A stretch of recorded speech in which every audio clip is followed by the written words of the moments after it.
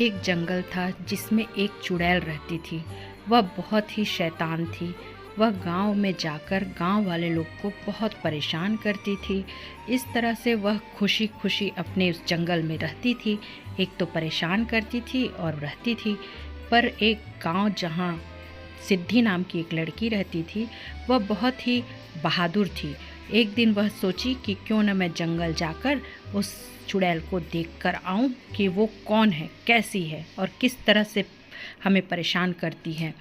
इसलिए वह धीरे धीरे जंगल की ओर जाने लगी। जाते जाते वह थक गई और इतना थक गई और भटक गई। फिर वह उस झोपड़ी पर पहुंच गई, एक झोपड़ी जो जंगल में था। तो अरे क्या, ये तो वो चुड़ैल का झोपड़ी है जिसमें वो चुड़ैल रहती थी।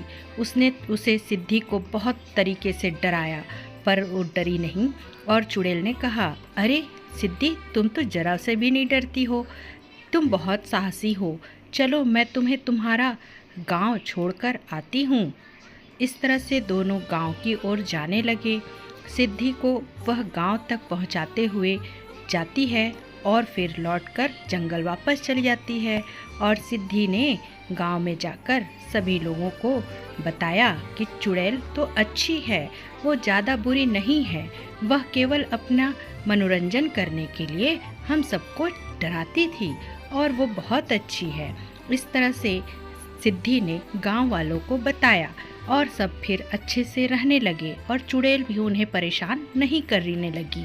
इस तरह से बच्चों, इस कहानी से यह ज्ञान मिलता है कि हमें कभी किसी चीज़ से डरना नहीं चाहिए और अपनी बुद्धि का प्रयोग करना चाहिए और वास्तविक स्थिति का पता लगाकर ही आगे बढ़ना चाहिए।